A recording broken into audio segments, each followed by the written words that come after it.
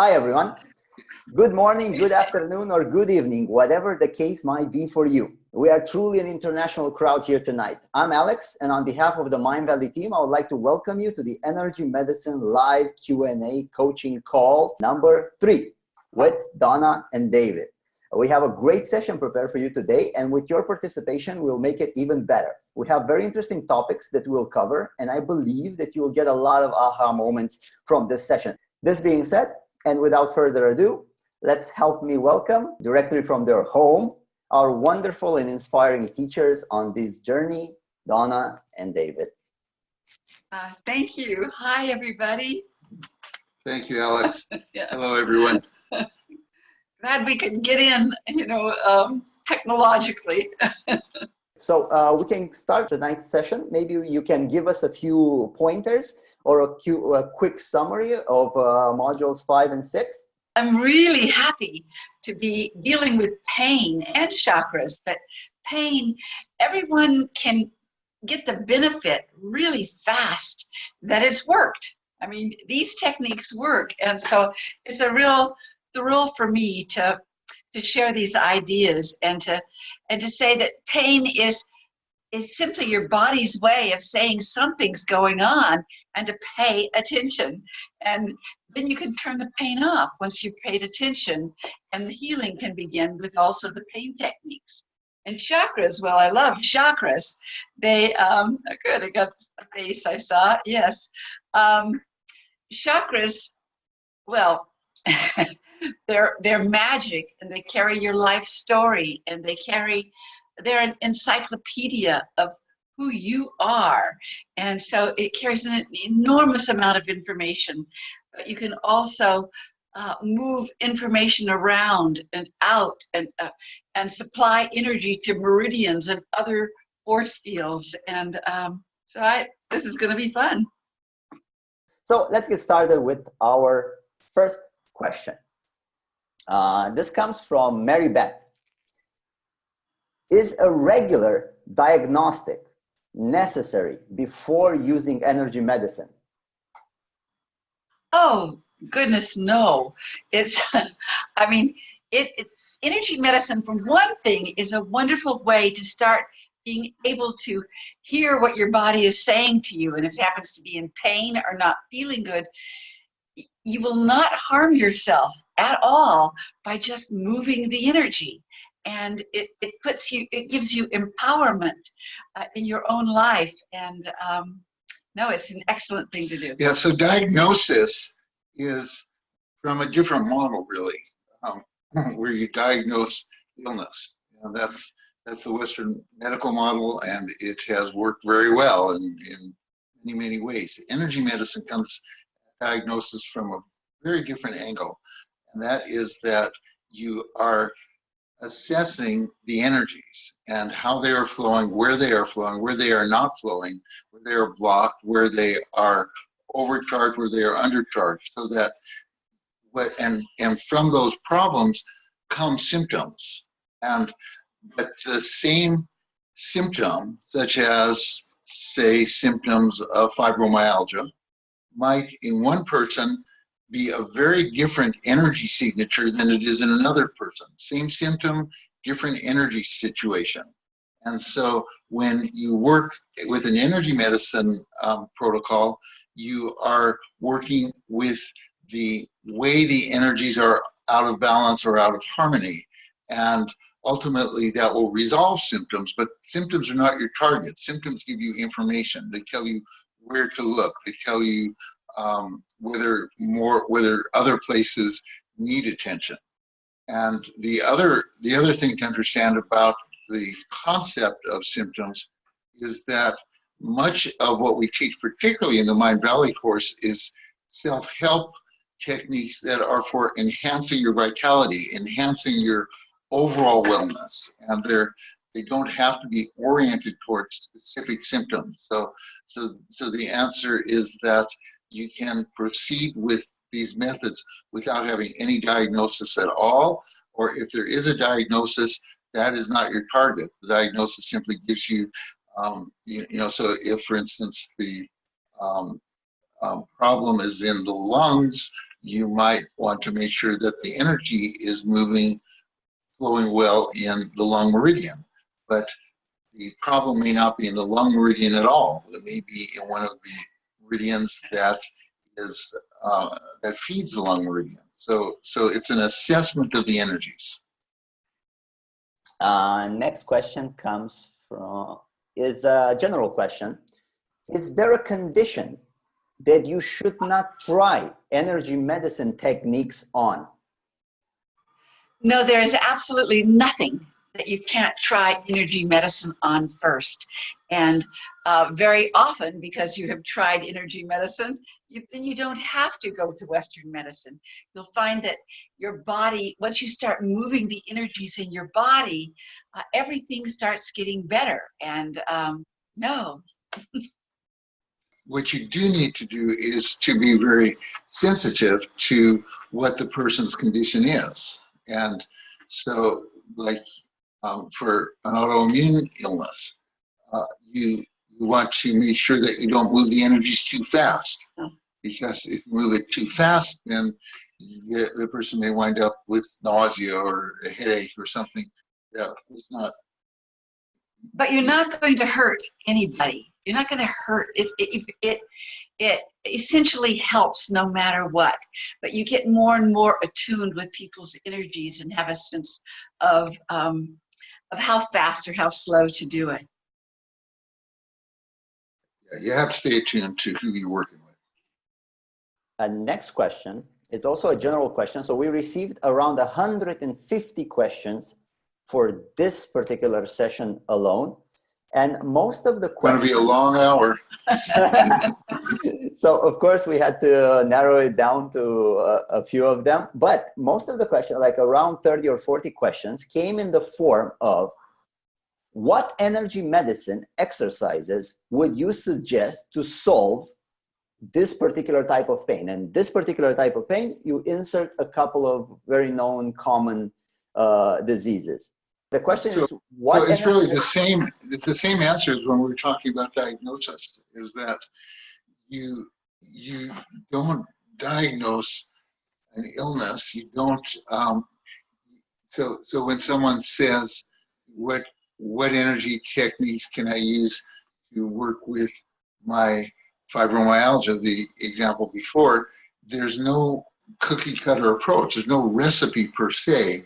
There are some things that may be helpful because the pattern is that with particular conditions, for instance, autoimmune illnesses, there's often a triple warmer spleen meridian imbalance. So you would tend to take the illness as a clue about where to look and look at that imbalance. May I just say that regardless of what illness you have, the first thing you want to do is to balance your energies, do the daily energy routine, get the energies flowing so that they can hit their mark of where you want them to go. And that's the most basic thing of all. In fact, do that before any other thing you do. Don't worry about the absolutes. Just get your energies flowing. Do the daily energy routine. You all learned that right in the beginning. So the daily energy routine really builds a foundation. From Rosa, what happens when while practicing, I'm doing it in a wrong place? Sometimes to me, it seems like I cannot find the correct position. You know, that's one of the great things about energy medicine. Don't worry about the exact point or something like that. Use your full hand and you're not going to miss it. And you've got more energy coming off your full hand than if you were using just a finger. You know, you want to, there is no worry. There's something else, is that if you have the intention to heal and you're not absolutely sure, give up the unsure, okay? And just have the intention to move that energy. And I'm just not worried about you. Yeah, the mind actually can move energy. It's a two-way street. Energy influences the mind, influences your mood, influences your sense of confidence. Energy does all that. But on the other hand, you can use your mind to influence energy. And so if the correct acupuncture point is here, and you're holding over here, and your intention is to have a healing impact on your body, the energies will actually move over to accommodate that intention. It's quite miraculous, I find. It's not only because of the intention, but our hands, the energy coming off our hands are electromagnetic, and your body is electromagnetic. So if you lay your hand in that area, it's like a magnet will just pull it along. I'm enjoying you guys grinning. Thank you. Okay. Okay. Great. Let's see. Next question from Prune. What is the difference between using our hands for our chakras or using a crystal? Well, let me see. If you use your hand, again, you have so much energy, electromagnetic energy on your hands. And when you hook up to a chakra, you're in resonance with it, complete resonance. And it's an amazing thing to feel that energy in your hands. And you really affect the chakra. When you use a crystal, it's the prism of light that comes through. So that has a healing effect also. I suggest people try it in both ways and see which feels best whenever you're working with energy. Right, and particularly, one of the ways that I like the crystal the most is on working on yourself. It's a little harder to do the circling on yourself. And you spin, and the way that we suggest is that you get a cut glass crystal with a hole on the top that is made usually for jewelry to go through, that can be worn around the neck. Get a cut glass crystal and put dental floss through the hole, and then you just spin it. So you spin it over the chakra. You can give yourself a complete balancing. We also, the only place that we have a cut glass crystal on our website is that it's part of the energy medicine kit. Perfect. Next question comes from Amanda. Can you use the simple pain techniques to send healing energy to parts of your body, or are they for pain only? That's such a good question. One of the things I love about energy medicine is for instance, if it's for pain, you not only take pain away, but you bring healing to the area. So it's not like in Western medicine, if you pop a pill, it might take the pain away, but it won't heal you. But in energy medicine, it does both. So you can also, whenever you're holding points anywhere on the body for pain, you will notice maybe that, you got a little bit more strength in your back or something, because the energy keeps traveling to wherever you need it to go. Okay, Yes. Next. Okay, I was testing you. That's why I figured this one. Testing you. Okay, next question from Linda. How do we clean our chakras, beginning with the root chakra? Well, I like to clean it with just the regular chakra clearing technique. If you take your hand, rub them together, shake them off, and take one hand and just start at the root chakra and make counterclockwise circles. Counterclockwise circles with your hand, about 2 to 3 inches away from your body. Okay? Go slow enough and you might begin to feel that energy. It's very palpable, like I'm doing it right now, and boy, can I feel it. And then after a while, you just shake it off and you move some of the distorted energies out of your body. Yeah, as soon as you feel that you have sensation in your hand, just shake it off and come right back to the motion. It doesn't hurt anything to break it, to move away and come back. So that's and do that frequently. Certainly between chakras, do it. And also, if at the end, for instance, if you feel that you would like to, one of the things Donna would often do between clients, particularly if she felt like she picked up a little bit of energy, is she would just put her hands underneath the sink and just run cold water over her lower arms and her hands, and that feels really good. And what is that? He's pointing to you. Your turn. That was my alternative to saying next every time. Okay.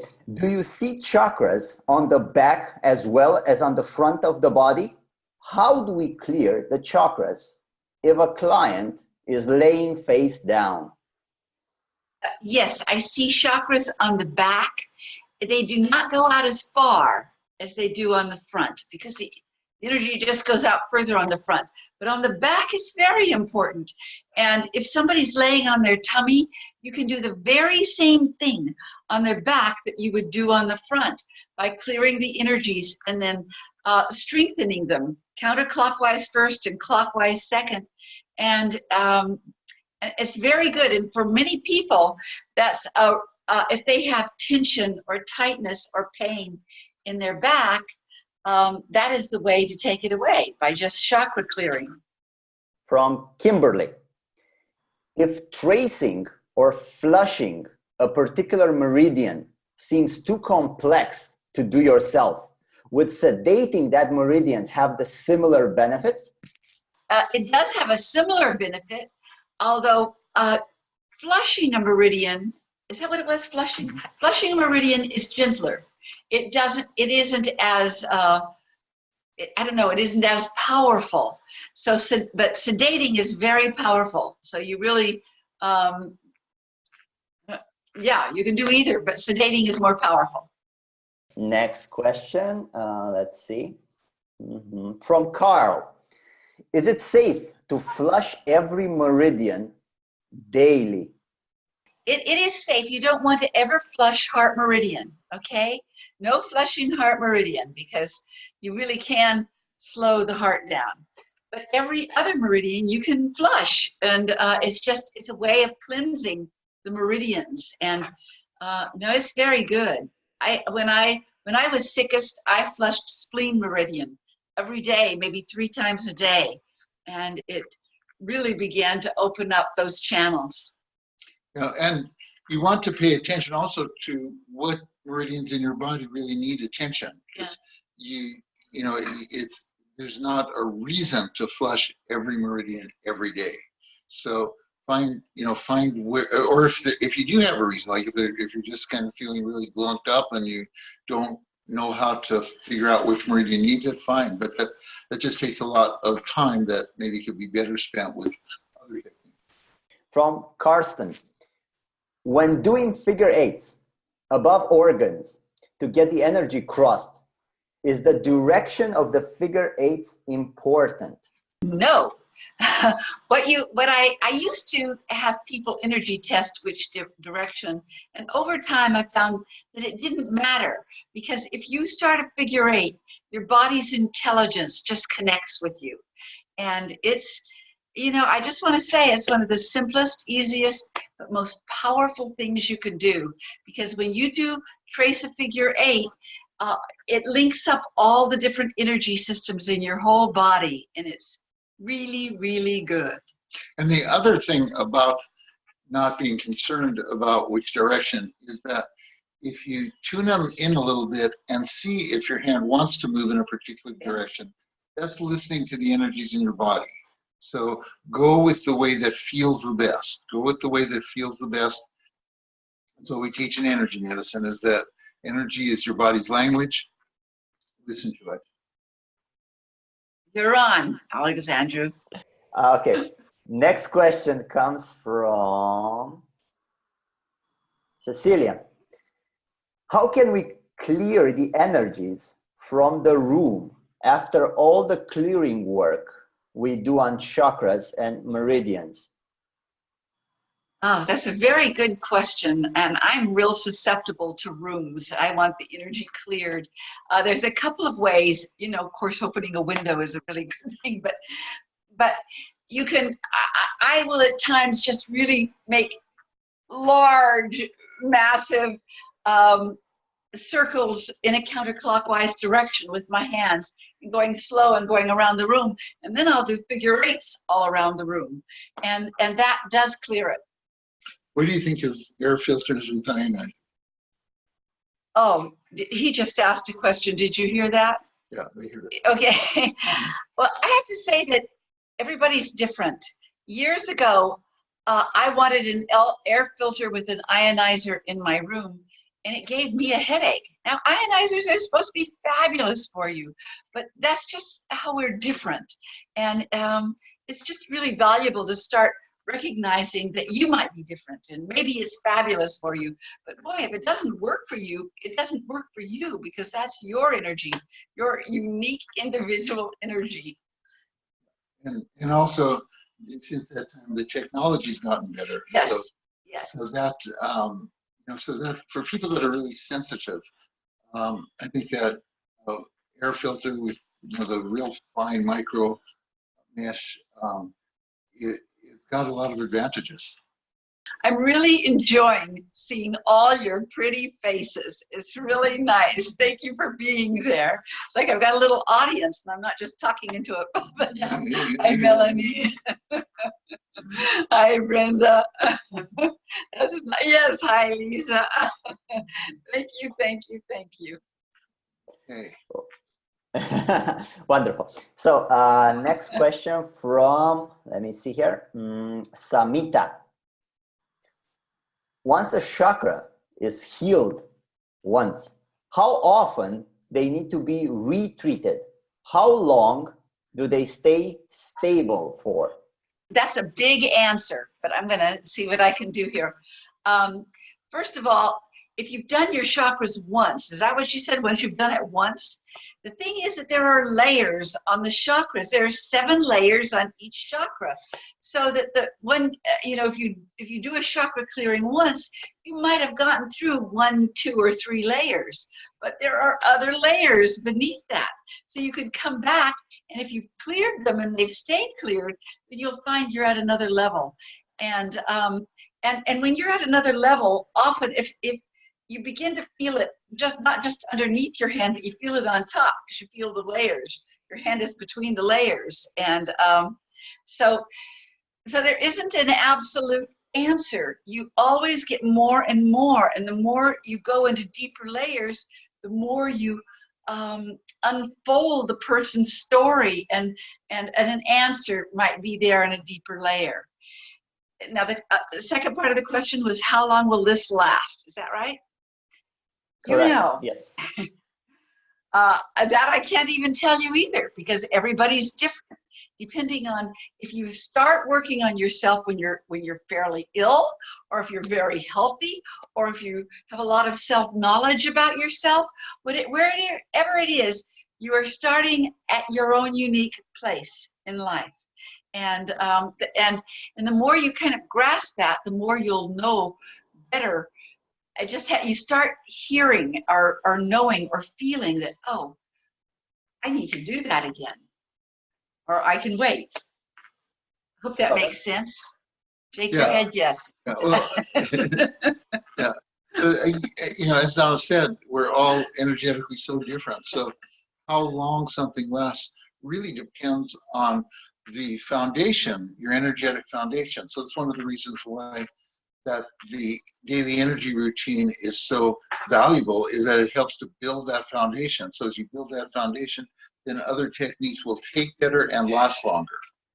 On the same concept, Veronica just typed in, I'm working on clearing my sacral chakra. Would sea salt bath help clear the chakra?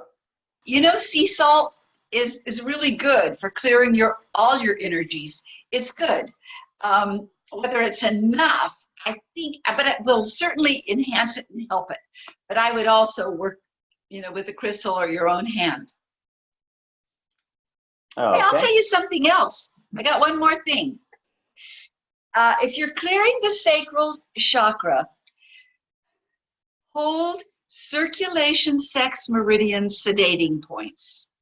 It makes everything relax, and then it's easier to move that energy. I mean, and if you find, this is kind of funny, but if you take your fingers and just push them in on your butt muscles, and if you have any tenderness there, sedate circulation sex meridian. Which you can do in the bathtub. Yes, you can. So let's see. Next question comes from, so it's a general question also because I'm seeing multiple people ask this, and I remember also from the submitted questions. Does energy medicine work for people who have an organ removed, such as a spleen, for example? You know, it's more important than ever, because so very often people will go into the hospital, have an organ removed, and then something's still off in them and they don't know why, but they had the operation. Well, when you have an organ removed, the energy still travels in that area. And you've got to get the energy straightened out so that you will get your vitality and health back. And when I had my practice, I remember things like somebody would say, maybe I'd be working on them on the table, and then finally I'd say, oh, I got it. You know, it all stems from your gallbladder meridian. And they'd say, well, that's not possible. My gallbladder is gone. But that's the point. If nobody straightened out the energy afterwards, you know, things can get still screwy. Yeah, so, you know, surgery is amazing. I mean, I've had my gallbladder and my appendix removed in my lifetime, and it's just, those are lifesavers. And it's amazing how the body will readjust energetically, but it's still a big invasion, and the body's energies don't know that this is a friendly invasion. Yes. You know, that so it is disruptive, and by immediate, and what we say is that prepare the body before surgery by balancing all the energy systems, and then after surgery balance all the energy systems, so that the body really knows that there's friendly hands here helping it, and just gets those energies flowing naturally where the organ had been, because the meridian is still there. And if you you don't, at this stage, you don't necessarily have to know all the energy systems, but if you do a chakra clearing really, really well, especially over the area where the surgery is, that's a really good thing to do. And before and after, make sure that they are out of homolateral, yes, keeping the energies crossing over, and do the daily energy routine. And another thing about chakras is, in addition to the 7 major chakras, there are many other smaller centers in the body that have the same property as chakras. And very interestingly, is that when there is a wound, such as a surgery, or any kind of wound, a chakra energy, a spiraling energy, comes over that area to try to help heal it. And so by doing the chakra circling over that area, that is again supporting the energies in that area. When you mention balancing all the energy systems, what exactly does that encompass? It's really important, because as we just go through our daily day, things throw you off. You know, whether it's pollutants in the air, or somebody's bad energy, or you ate something wrong, or you know, all the things in our day can throw our energies off. So when you balance your energies, that means everything starts flowing smoothly. You feel like you're in sync with yourself. You feel empowered. You feel full and complete, and you can think your words, and you know where you're going. Everything works better. Life is better when you balance your energies. Does everybody know what I'm talking about? Yes. Okay. Yeah. But you know, there's different levels.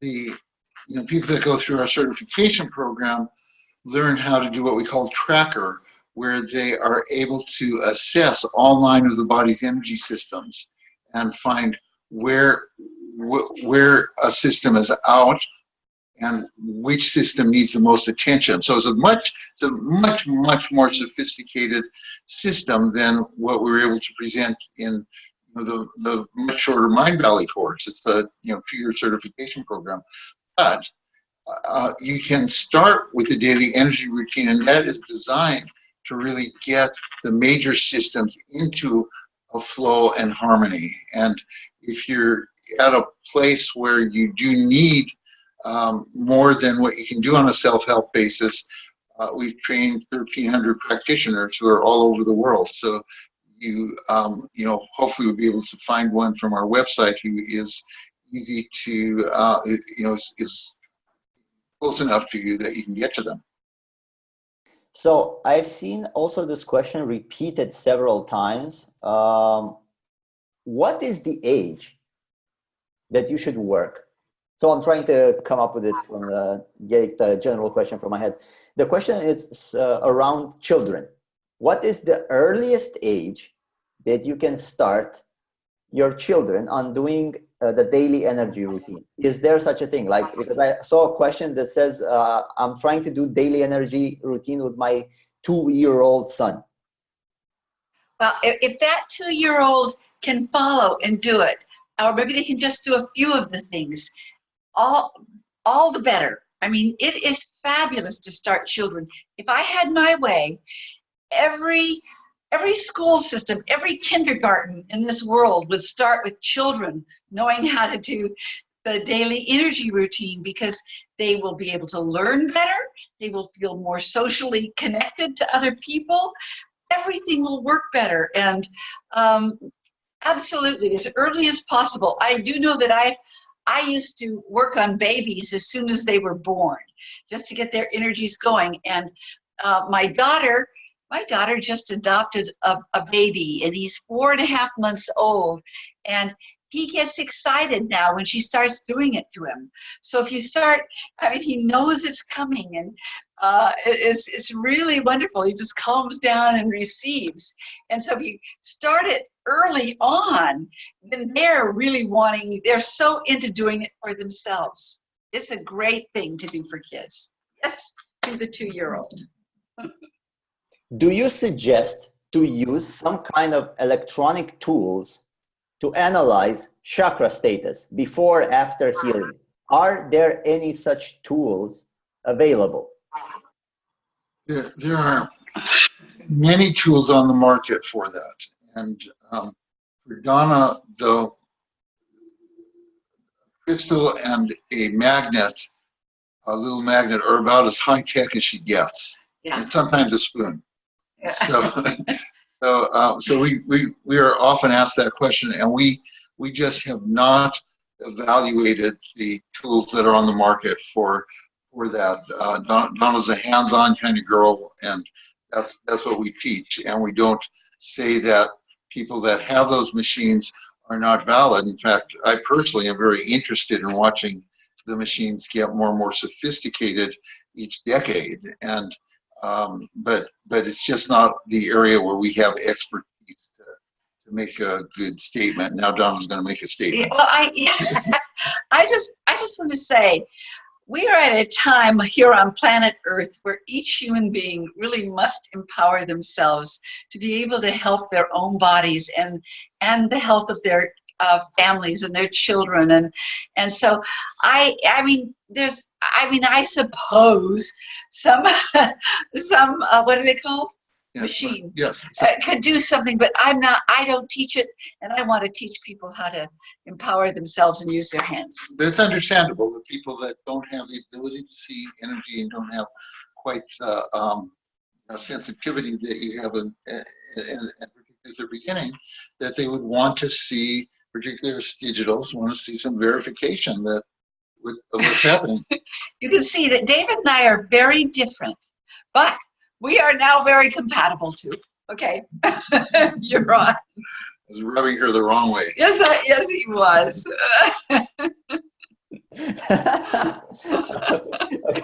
Okay. Well, it's worth saying something because one of Donna's concerns is that, okay, so she has this ability to see energies and very sensitively feel them, and can others benefit from her methods if they don't see energy, if they don't have those tools? And her whole career has been around developing a system so that people that don't see energy are able to use the techniques in ways that benefit them. And so we've had more than 100,000 people in our live classes and 1,300 graduates. So there's a lot of experience now that we have that the answer is yes, that people can get a lot of benefit without having those kind of natural gifts. And all your natural gifts get stronger. They start coming out more and more. The more you use energy, it gets stronger for you. You can read it better. You can sense it more. Yeah, there's two metaphors for that. One is learning a language. The more you use it, the better you become with the grammar and how to express and understand that language. And the other is it's like building a muscle, is that the more you use energy. So we see our certification students becoming more and more sensitive to the body's energies.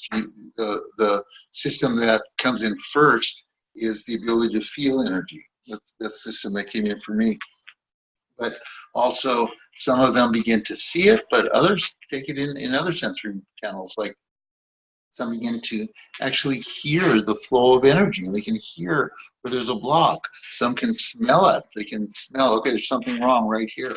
So it's kind of like synesthesia, but it's very specific to these subtle energies that are difficult to measure electronically, yet the body, the sensitive humans are the best instrument that we know of for working with them.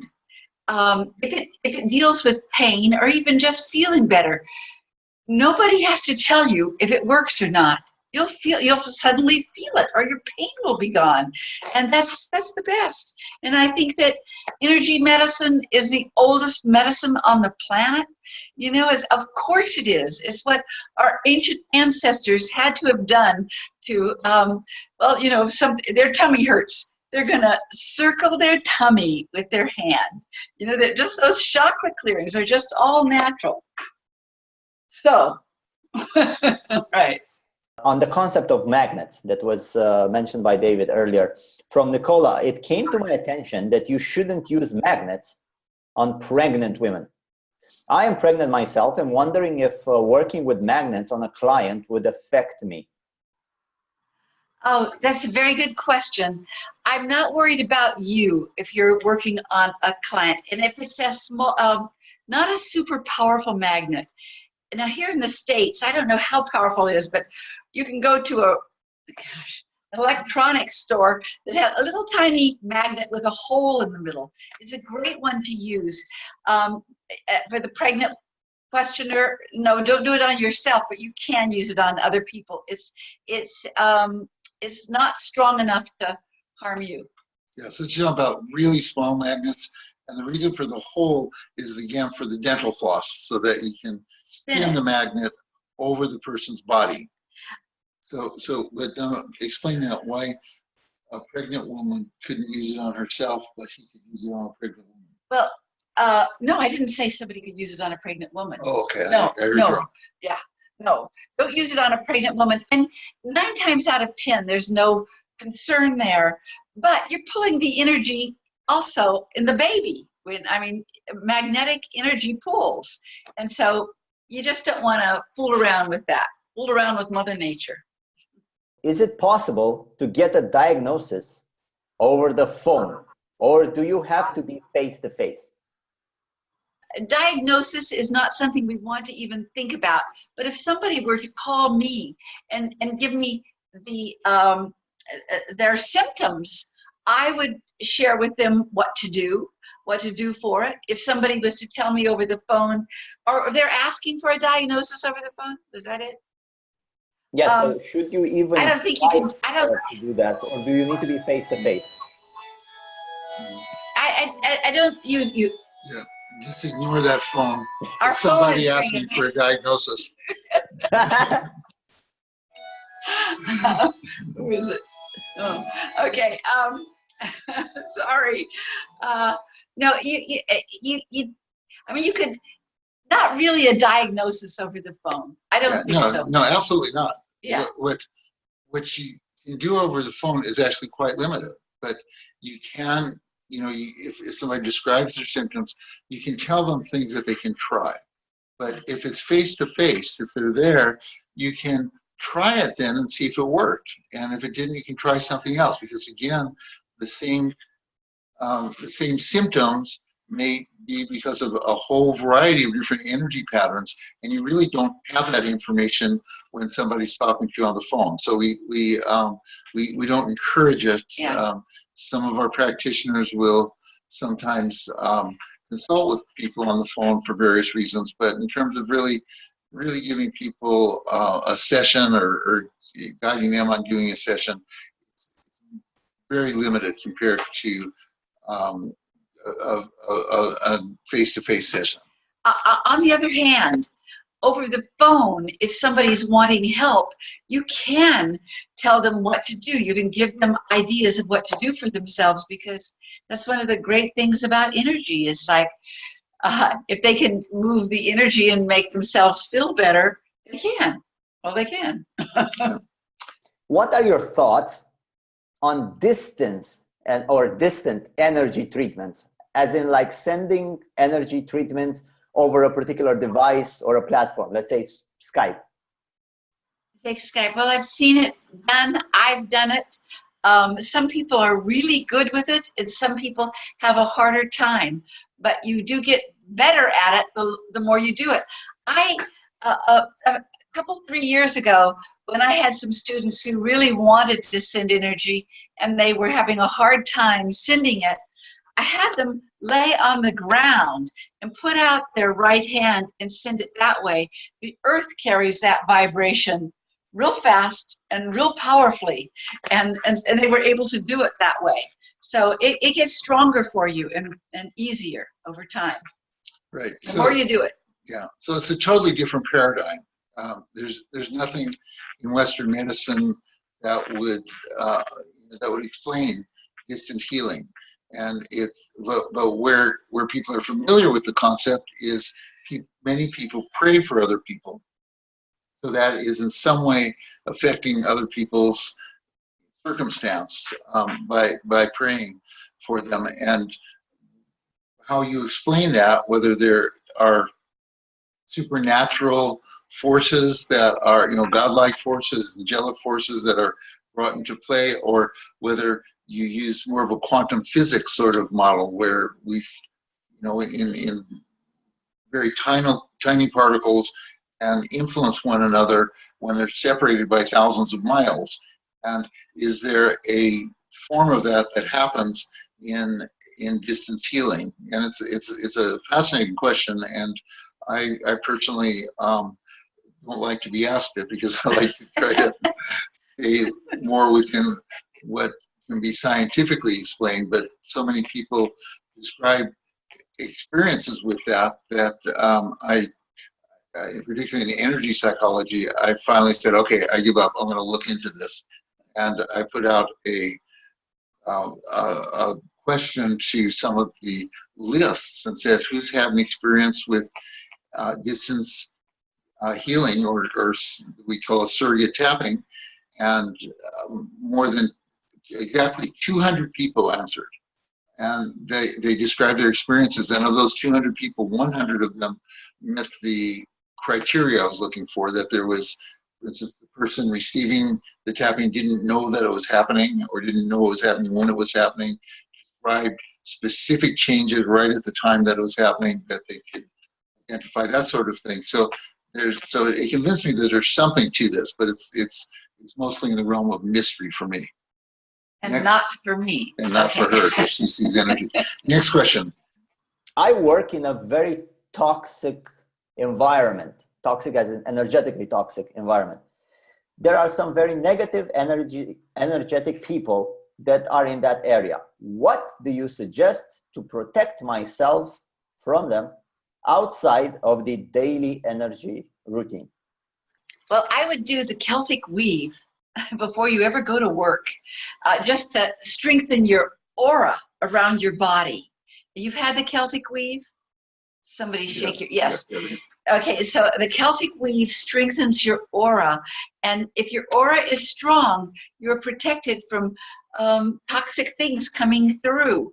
I would also keep myself zipped up, and if I feel like I'm taking something on, I would blow it out and then zip it up. But maybe if you're getting a lot of toxic things, I would do it a few times in the day until your body begins to build up on that habit all by itself. But you can absolutely affect it. So keeping the central meridian strong, which is the zip up, that's kind of the inner version of keeping the aura strong. The central meridian goes through 5 of the major chakras, which go out to the aura. So keep that strong, keep the aura strong. When you feel like you're picking something up, blow it out. Another thing is to really keep space in your body, and Yes. the connecting heaven and earth is a really good one to do the stretching that keeps the space so the energy can move and flow out. Pay attention to your grounding, your crown chakra, so energy can move through up and down, and all of those things are going to be helpful. And Donna has another And one. one more thing, make sure that your energy is continually crossing over.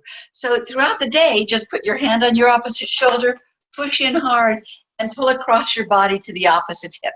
And do that several times just to keep that energy crossing over, and you will not be so vulnerable, but you will be pulling in the good stuff.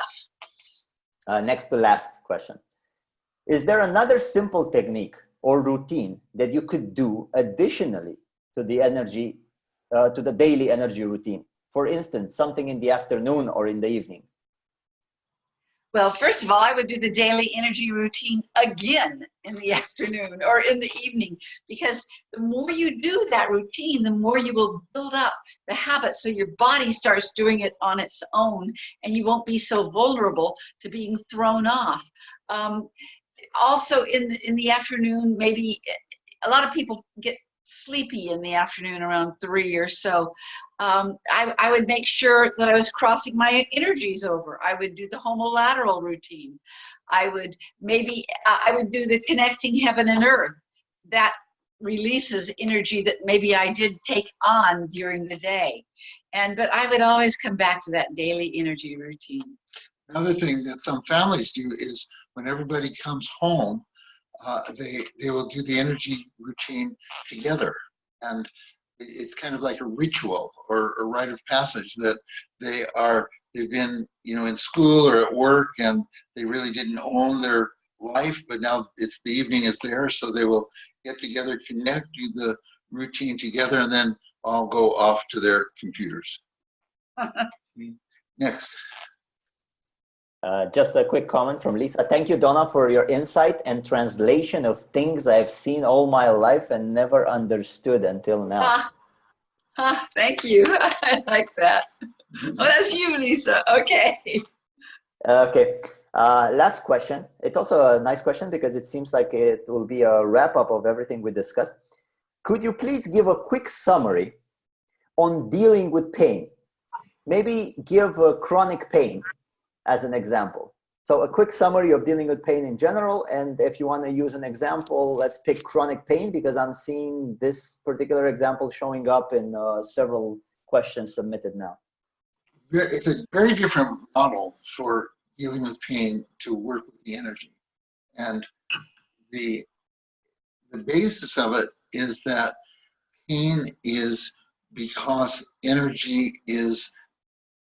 it's kind of coagulated in a particular area. It's gotten too much, and the body does that for good reason. It's not just to give you a signal, but that's partially to give you a signal, but it's also to get the energy there.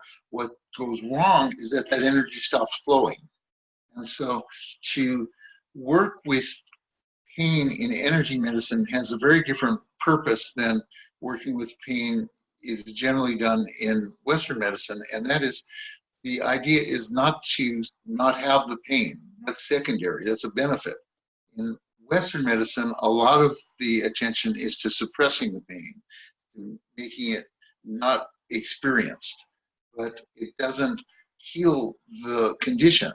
Whereas with energy medicine, the things that you need to do to make the pain decrease help with the healing. So it's a 2-for-1. And so the pain is the symptom that you're working on to reduce the pain, but it's also initiating the healing. Oh, yes. And gosh, there's a lot of ways I could go here. I don't know if they wanted me to show them how to do something or More a summary. a summary. We were talking about where does chronic pain and acute pain are very different, and maybe you can just talk a little bit about the difference and how you approach them differently. You know, I think you all have a lot of different pain techniques, and I honestly would say try every one of them. If you've got some pain going on, try it. If it doesn't work, go to another technique, because different pain techniques are useful for different things. Like many years ago, okay, I'm going to tell something on David and I. He used to break my heart a lot, and I would hurt in my chest. This was a long time ago. He's since become very good. Back in those days, We've been together for 40 years. yeah. I would, if I sedated stomach meridian, that meridian goes right through the chest, and boy, it would just take away that pain in my chest, and it was like magic. And whenever something would happen on me, I would just start experimenting. And that's what I would say to everybody. Experiment on yourself. Don't grab for an ibuprofen or an aspirin or any painkiller. Don't do that first. Try something on yourself. See if you can make the pain go away. And you will get more and more thrilled, not only with your abilities and the excitement of how it works. You'll like life better because you're more in control in a good way. You're in sync with life and with the I don't know, just with the power of force. And you had asked the difference between chronic pain and acute pain, and there's a very significant difference.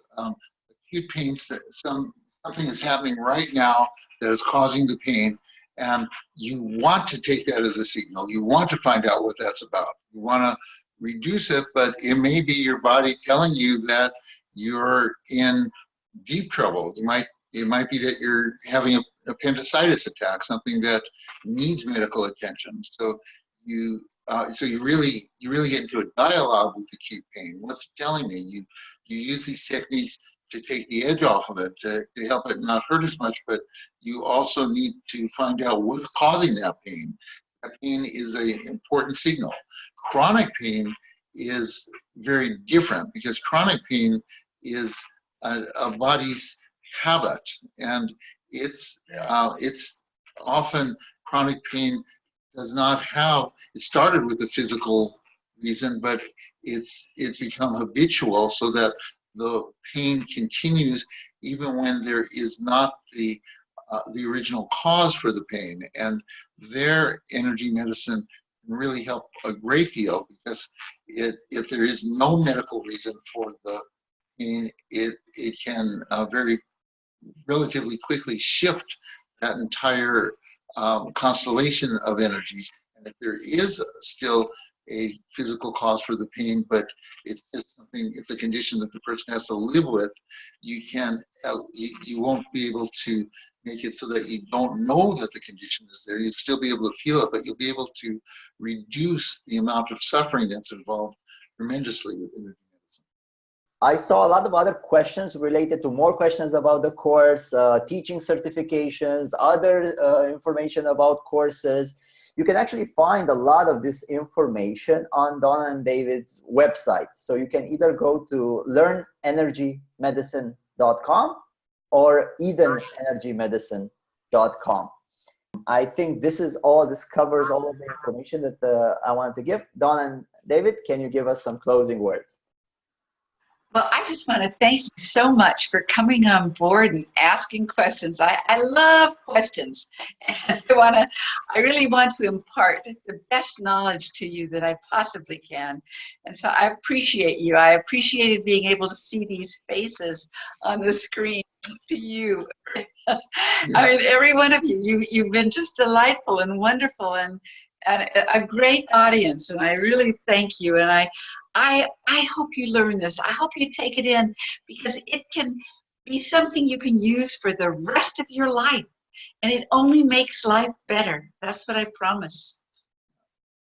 I think you've asked great questions, Yes. and it's very gratifying to know that each of you is learning this back home, that we don't have to go and travel to wherever you live to teach it. It's brand new for us. It's a new concept, and it's a wonderful concept that this can happen this way. This is our only Q&A from the two of us, but it's also been so gratifying to see how you have responded to our faculty and how well they have answered questions, and so this has been really gratifying also for us to see that the people that Donna has trained are really at the level that they're in their own power as experts in this work. So thank you very much for taking the course, and thank you for your questions tonight.